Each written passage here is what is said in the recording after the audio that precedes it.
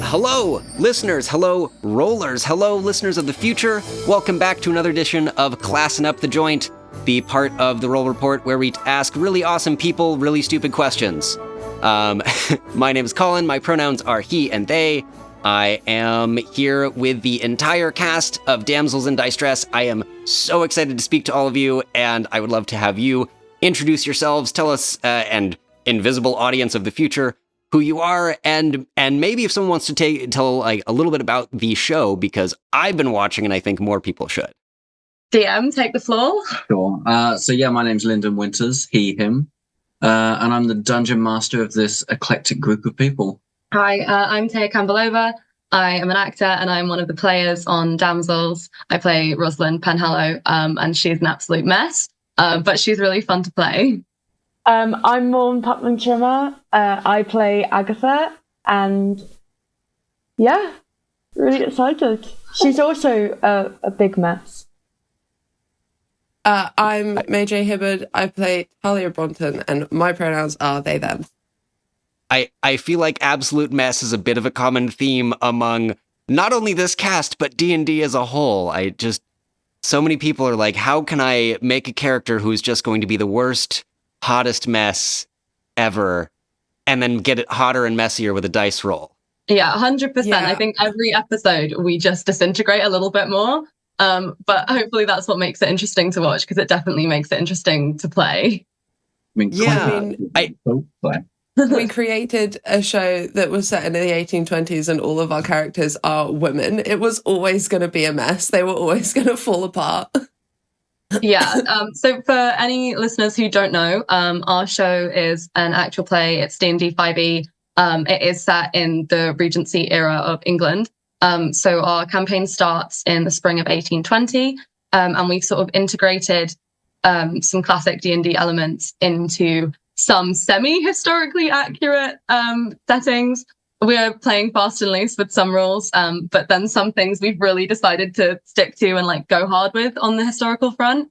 But it's definitely made for a really interesting setting, and it's definitely not, I would say, your classic way of playing D&D, because we've started really slow a lot of the times because of the setting, and because our characters are sort of discovering the supernatural and the magic and the monsters as we go along.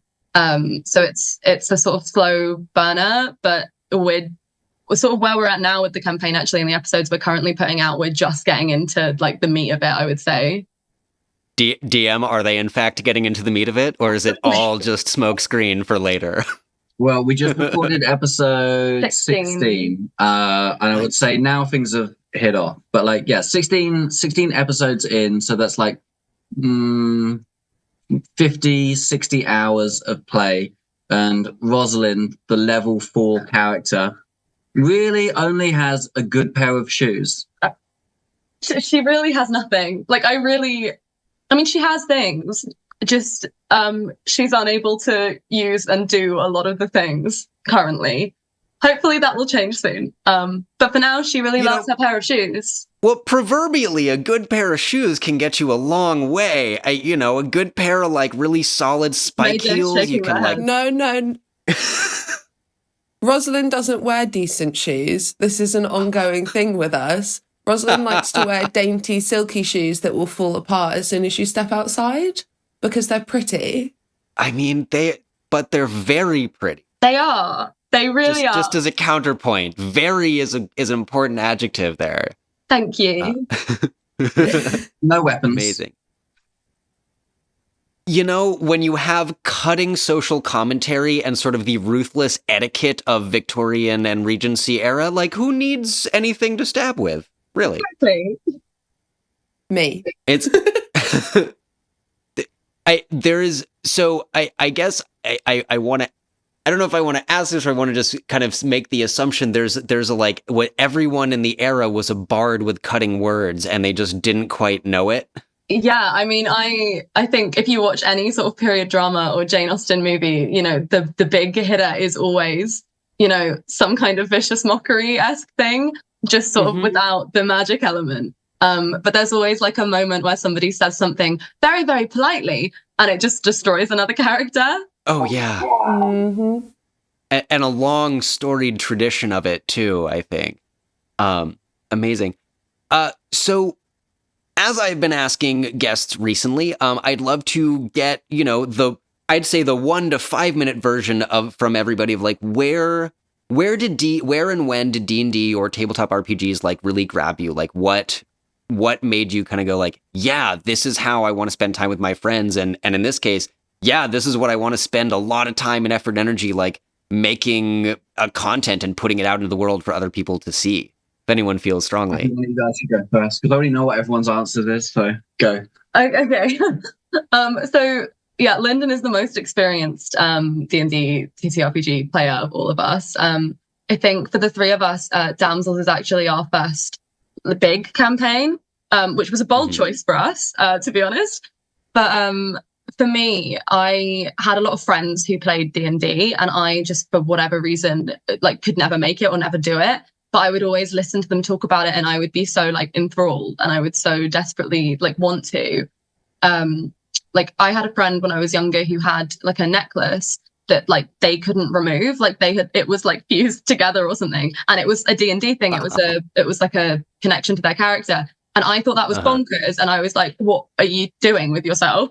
And now this is Rosalind's necklace, and I don't ever take it off, so I understand. But yeah, the first time I started playing was with Lyndon DMing, and May J was also part of it. And it was into the Feywild, wasn't it? It was the Witchlight Carnival. And it was just like a very silly short campaign. I don't think we even finished it, as a lot of, first campaigns go. But it was just so much fun. And it was one of those things that I was playing it in a very lighthearted, sort of casual, silly way. But from the start, I knew, this is something I could get really obsessed with. This is something I can very much do in a way that I will take completely seriously. And I think, like for me, it's just this perfect mix of like everything that I love, because I love fantasy. I'm a performer, I'm an actor. I love that side of it, and like character creation.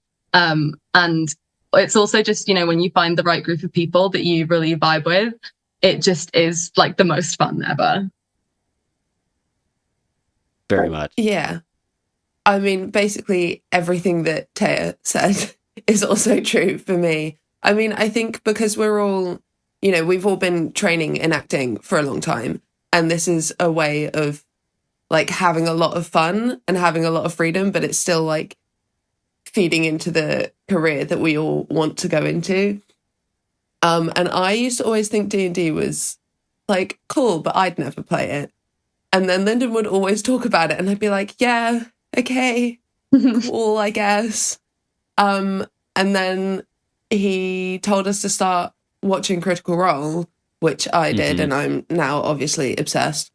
And then those two, Tara and Lyndon, started talking about this idea that we would start our own one, and I was like, this sounds fun. This sounds interesting. And then it really wasn't until we I got very attached to my character very quickly. And then as soon as we sat down to play them, I was really like, this is a lot now, actually. This is so much, and I can now never leave this character behind, and I need her to finish her story, and yeah. So now it's like all I think about for every minute of every day is what my girlie needs to do to get through life.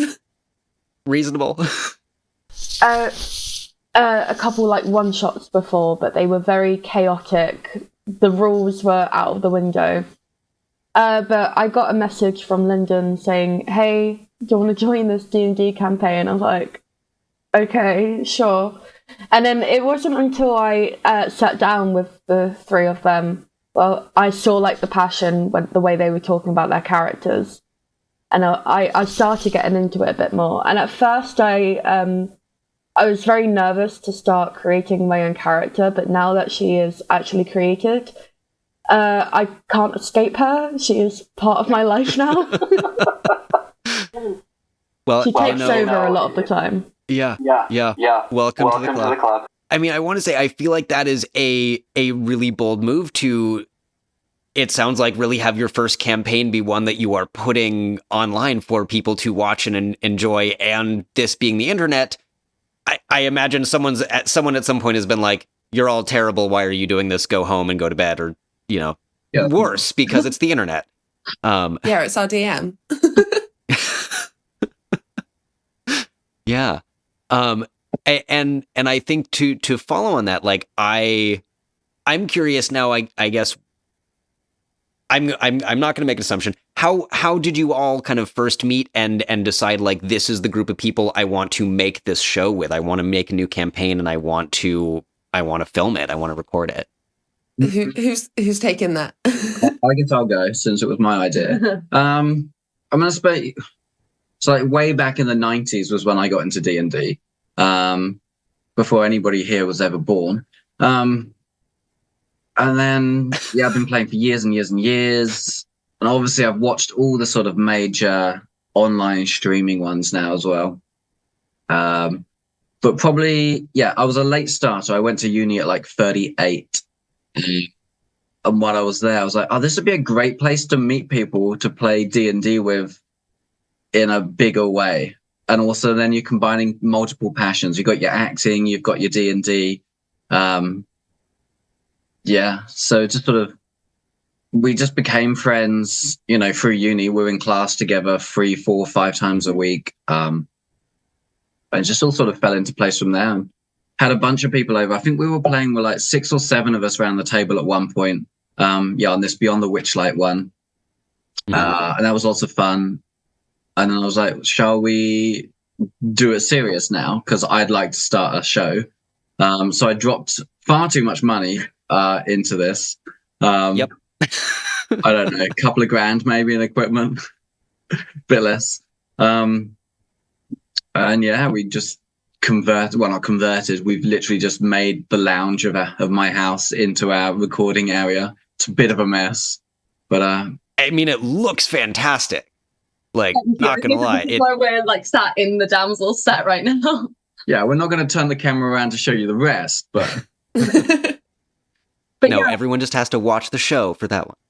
Yeah, exactly. So the 3 of us, it was Lyndon, May J, and I were all in the same class at uni. Yeah, and Morn, we poached really near to when we first started filming Damsels. Actually, it was like a month before, less than a month.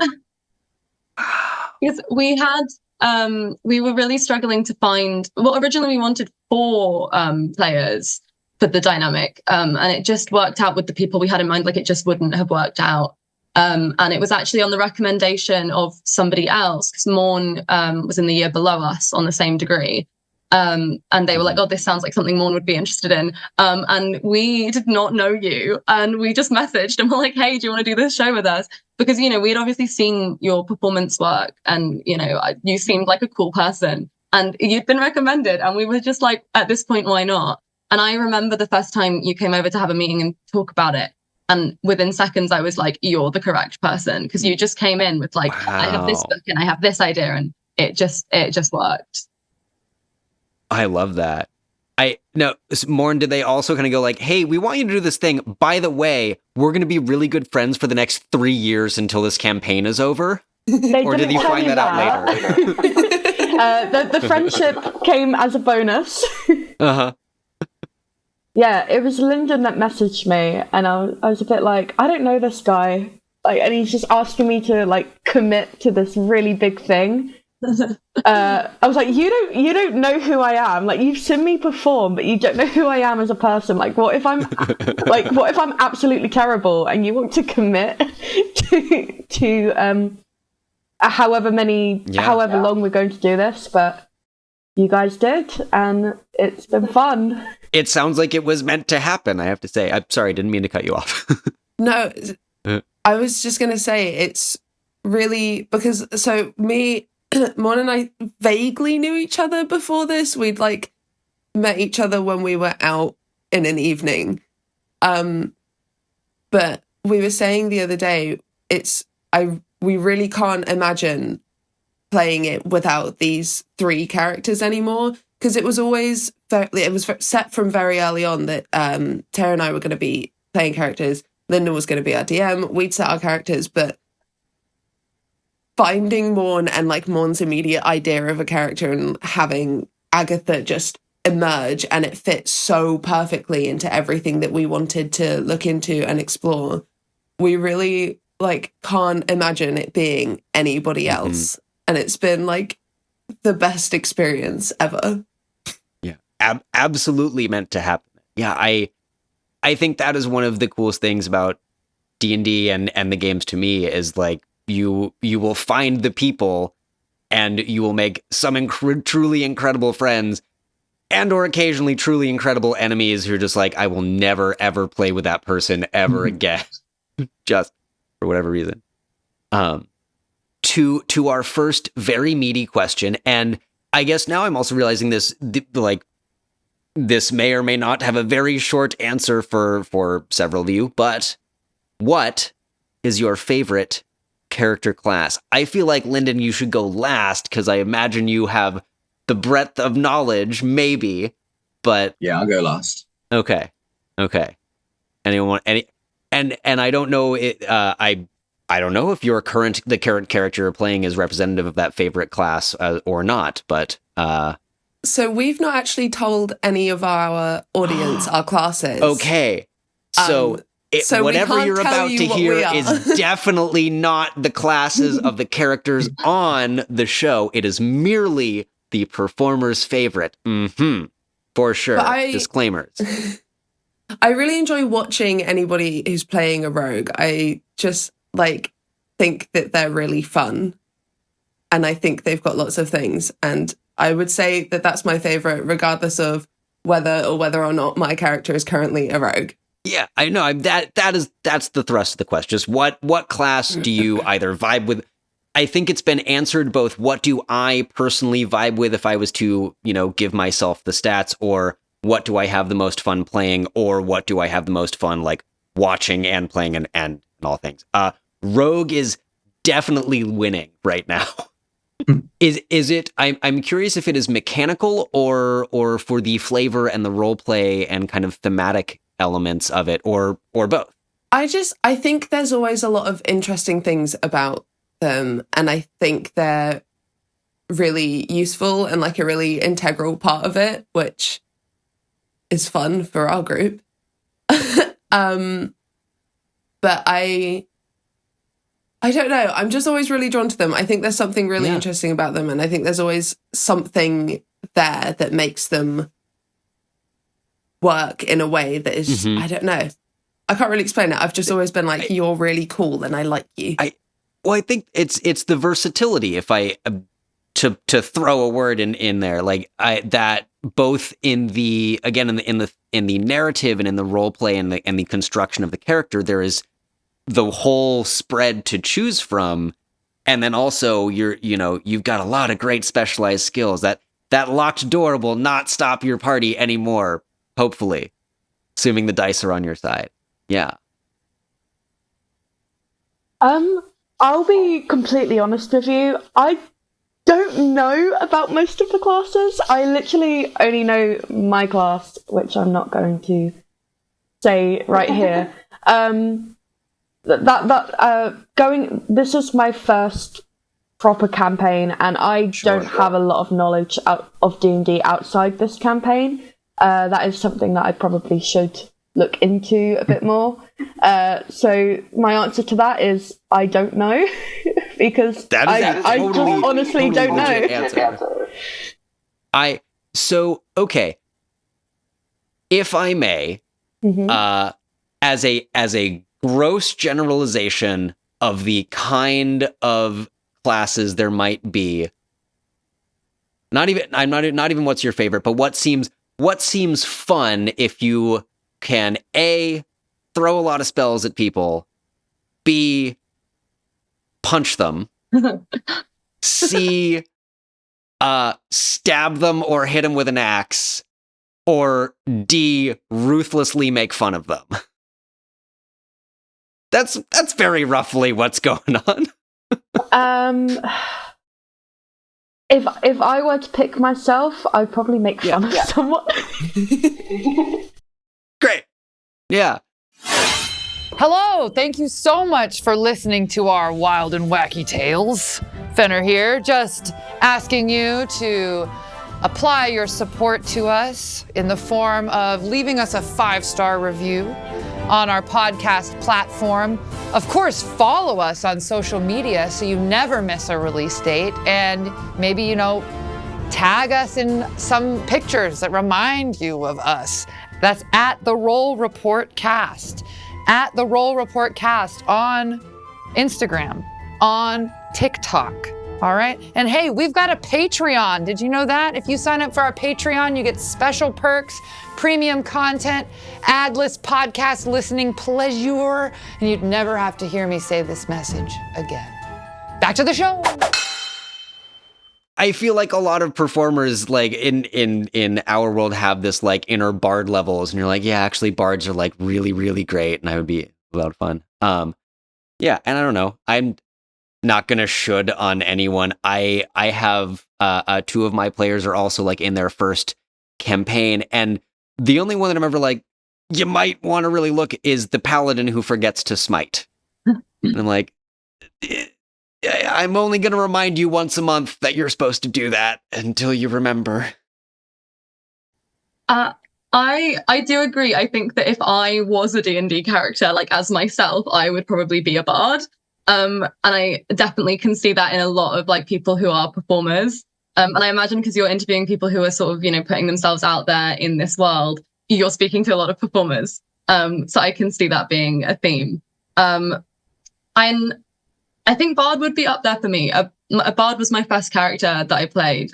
She was a fairy bard who had lost her wings. It was really sad, and she was really like defensive about it. She'd like made herself fake wings because she was really like, no, I'm the best singer that the fairies have, and I have my wings. But I don't know if a bard would be my favorite. I love spellcasters, and I think similarly to Mage, it's not, because I've like played one, but I just find warlocks really, really interesting to watch. And I think for me, that is really about narrative and story and character. And it's something about the themes of like having a patron and like what that relationship is. Like I find just immediately it gives something really weighty to that character, like as a human or whatever species they are, as a person, that I just always find like so interesting. Let's see. One of the last people that mentioned warlock specifically, it's not only kind of the immediate character opportunity, but the narrative, the larger world building. And Linda, maybe as a DM, if you want to speak to that, like if someone has a warlock patron, you've immediately got a deity level figure NPC that you can bring in to shitstir and point your party in directions. Yeah, I mean, whether anyone here is a warlock, I guess I can't say, but we have no idea. There are definitely powers in our world that none of the players have any idea about at the moment, like as actual players as well as characters, which is going to be fun. So there's a lot of world building. I'm scared. Forget I said anything, guys. You did. As a general rule, to have a slight bit of healthy fear for your DM, maybe. I like to remind them of that every day. Your characters will die. Yeah. But I mean, in terms of world building, I try to do as very little as possible. And it's like you say, like just build the connection. So if someone's a warlock, you have to then give them a patron. Doesn't mean you need to come up with 10 different ones, just the one that they need at the time. And then maybe like a nemesis or whatever. I try to save as much mental load as possible and just like it's like they're walking through a world that just appears in front of them and vanishes behind them. If they're not looking at it, it doesn't exist. But they don't know that. They're just like, wow, so much world building. I'm like, I made that up as you spoke. Yep. And Tay, I didn't mean to cut you off if you're more beyond bard and warlock, which excellent choices. No, that's about it. I would say okay. I am a bard, but I would say like my favorite class in general would be a warlock. Yeah, and it's interesting to what you're saying. I think I am so far have been speaking to roughly equal numbers of performers and not, or I think there's a commonality of some amount of theatrical training and like I have performed before in my life, but you know, a number of people were not or are not still professional performers beyond, you know, putting their own campaign out there, their own podcast. You know, Lyndon, favorite classes, class or classes? I love all the classes, I think, except one. There's one that I don't like. Everyone can probably guess what it is. Well, not don't like, but I've just no interest in playing a cleric. Really? No interest. For Ranger love and shade to the clerics. Okay. Like one, I'm just like, who wants to dedicate their life to a god? No. And two, who wants to just spend all your time healing people? No, I'm not a helper. I'm a mischief maker. Fair enough. I don't know if I have a favorite class. Like as a teenage boy, obviously I chose rogue.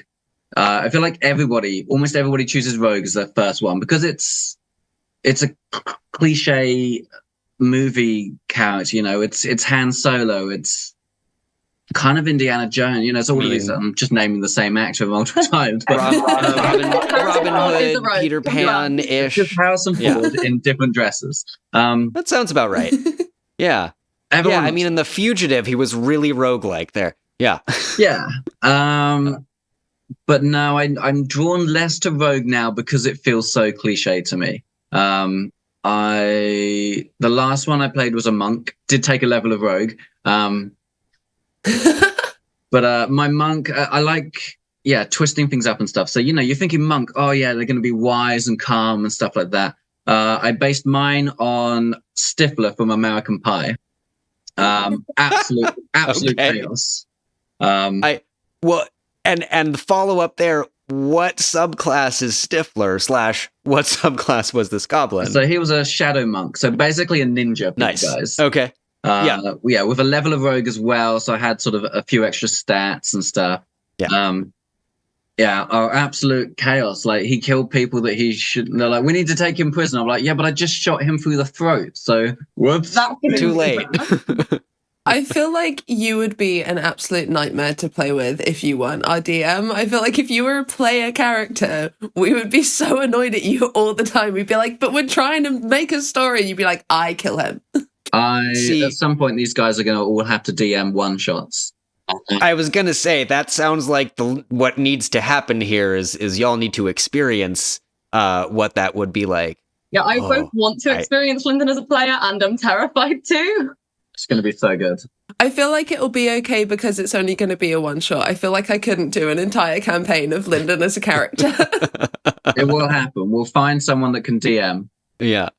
You know, I feel like it is the one I have said every once in a while, like I feel like there is the mutual agreement between DM and players, like we're all yes-anding, right? We are all here to continue collaboratively storytelling, even if my version of that is like that glass object right there, I'm just gonna tap it and don't mind, it's just rolling away. It's fine. But yeah, I don't know. Ultimately, I think everyone's on the same team, and if someone's not, that's those people you're like, I'm gonna not play with this person anymore. Wow. I was doing this thing of like talking about all the mechanical things about all of these classes, but that is going to take up way too much time, and I've also realized it's pointless. So, rather than deal with that, I think I want to ask the again possibly quick follow up of if there is a favorite subclass. Again, Lyndon, I imagine something that you might have the long backstory and knowledge of things, and others may not, but if there is a favorite subclass among you, and again, we will say it is absolutely not the one that your characters on Damsels are, since those have not been revealed yet. I know nothing of subclasses, so I have no answer. Fair enough. Same with me. I don't have a clue. See, I think my favorite is probably the one that I'm currently playing, just because I'm really attached to it. So I just don't want to say enough. it. Like, no, we totally can. And tell us every subclass that you like. Okay.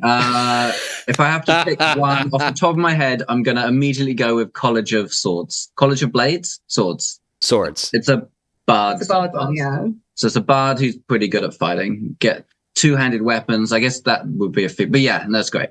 Well, I mean, you get that. You get the amazing sword flourishes. It's the bard class where you get a second attack as part of your action. And then like and at higher levels, this one I am going to look up because there's so many cool things about swords bards, and they're I think one of my favorite things is the amount of different flavor I've seen put on it. And okay, quick pitch. We're gonna take a minute. I can start so I can do the example of this. Snap decision, take a minute and think of what your swords bard character would be. And two examples I can think of off the top of my head.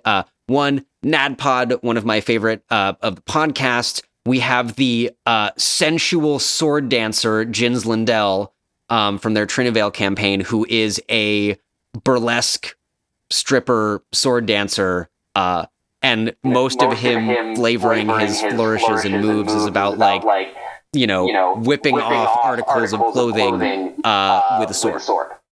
Other one of my own characters that I was very attached to, a multi-classed swords bard and swashbuckler rogue who was a pansexual tabaxi pirate. Really leaning into like both the swashbuckler rogue of like, haha, and all of the like these shenanigans and piracy that we could possibly muster into there. That was my quick pitch if anyone else wants to like jump on the train, because I think swords bards are so cool, but also no pressure. Mine would definitely be like some sort of stand-up comedian. So he's like cutting words is the first move always. So he has to learn to defend himself, right? Because he's up on stage, there's a heckler, and he's just like insulting the heckler, and things get downhill fast. This is medieval style thing. So you heckle someone, they're going to come up on stage and try and stab you. So he's naturally learned to defend himself. I also think he's like weighs 200 pounds of pure muscle. 6'6" pure muscle. Yeah. Stand-up comedian swords bard. I love it. I really enjoy the idea of like a really young like child who just like whips out all of these swords. It's like, come on then. Like Oliver Twist, but knowing exactly how to handle a sword is a really funny concept to me. That's what Fagin was teaching him the whole time. Who knew? So what's the movie? What's the superhero movie with the kids that are superheroes? Well, it's brutal.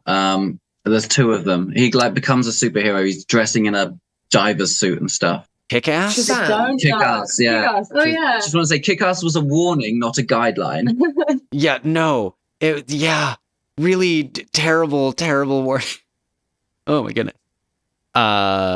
Morn, Thea, quick bard idea? No quick bard idea. Oh, you put me on the spot now. If you want. If you want. When I think of bard, I immediately think of Shakespeare. So it would be really cool to think of like, I don't know, just Hamlet with just getting out his swords and like going. I'm just explaining that. I was going to say he goes mental, but that's just what happens to Hamlet anyway. Maybe. Anyone trapped in a castle in Denmark would. To be fair, really random Shakespeare character. Oh no, Nick Bottom with all his swords. That would be really fun. That would be so good. Or alternatively, Shakespeare himself as a sword bard. And anybody who insults his writing, he whips the blades out and is like reciting sonnets while he's like cutting them to pieces. I mean, if we're just he's trying to teach people how to speak in iambic pentameter, and he's like, and 1, 2, 3. He's cutting in there. It's the conductor's wand. And he has to end with a rhyming couplet. So 1, 2. I love it. Amazing. There you go. Shakespeare's characters to life. I think I would play Falstaff for sure. Yeah, that would be fun. Lots of drinking, lots of PTSD. Is that not just every D&D character? Very few characters in D&D suffer from PTSD, considering what they've been through. It's true. There's like the real world analogies. You're like, I feel like I would need a solid several weeks on a therapist's couch and possibly some heavy pharmaceuticals in order to like really process being, absorbed by a gelatinous cube as it might My be. parents are dead, but it's fine. Yeah. I mean, if you want that, then just come and watch our show because we suffer everything. And our Mr. DM man decided that we don't get to heal overnight. It will take us as long as it will take us to heal, and we only get to like roll a certain amount of hit points a night if we get a full night's rest. I don't know that I picked up on that. Are you, Lynn, are you going kind of like the full, so one version I have heard of like hardcore mode is a short rest is an overnight and a long rest is actually like a full week of no activity. It's in the DM books that's their basic. What do they call that? Is it gritty mode? Whatever. Anyway, but no, it's even worse. So a short rest is overnight, but a long rest is not a week. It's just however long it takes. And I'm kind of just making it up. You get to roll like 1d4, 1d8 per day to heal up. So if you've got 50 odd hit points, it's going to take you much more than a week. Because we wanted some of it to be, because we're playing in this Regency era, we wanted to be slightly realistic. You get to 1 hit point and then you wake up the next morning and you're fine. No. So just to add a little bit more fear for them there is some magic in the world that they're exploring that is helpful for that, but it's rare. And it's not always going to be there to help them. Yeah, we're very scared. Yeah. Because so far on the show, that's not really affecting us. But no, I was going to say, it sounds like you kind of should be scared. I am so curious to see how that goes. I'm going to ask a spoilery question that you can absolutely refuse to answer. Lyndon, is that going to possibly stick through the whole campaign, or do you think maybe as more magic is discovered in the world, that system is going to change? But also, if you don't want your players to know, I'll say it's fluid. All options are open, depending on how things go. Yeah. Interesting. Yeah. Well, it's never going to be easy. I'm never going to make it easy, though. No, we'll take our 15-minute rest. We'll one sleep and we're back 100 hit points. No, never. Fair enough. I guess I want to then transition to like asking more about the show and listeners, if you want to hear the whole thing, you have to support us on Patreon because that's how capitalism works. Yeah. Guys, thank you so much for chatting with me and waking up early to do so. You're delightful. Go check out Damsels in Distress. Because I don't have this at the top of my brain, who can do an amazing plug for your show and tell people when it is and where they can see it? Because I had it and I didn't write it down.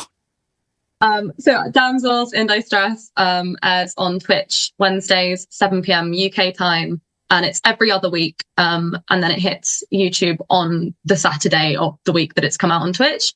And on the off weeks in between episodes, we release bonus content called Talks Around the Teapot, which is where we sit around a fancy teapot and we discuss what happened in the last episode. And that's often really, really chaotic. And that is out at the same time. So Twitch, Wednesday, 7 p.m, and then YouTube on Saturday. Amazing. I'm writing that down so I will have it and put it in the show notes. Listeners, go check out Damsels in Distress. Thank you so much for joining me. Another wonderful episode of Classing Up the Joint. Go check out Damsels in Distress Wednesdays on Twitch at 7 p.m. UK time, and then on YouTube on Saturdays. And I don't know, Patreon, social media things. Yeah, we've got all of those things. Do that. Yeah, but on most social media, we're Damsels in Distress, and then on Twitter or X, because I keep forgetting it's called that now. We're Damsels D&D. I just call it the hellscape that formerly used to be a vaguely useful town hall. Yeah. Anyway, amazing.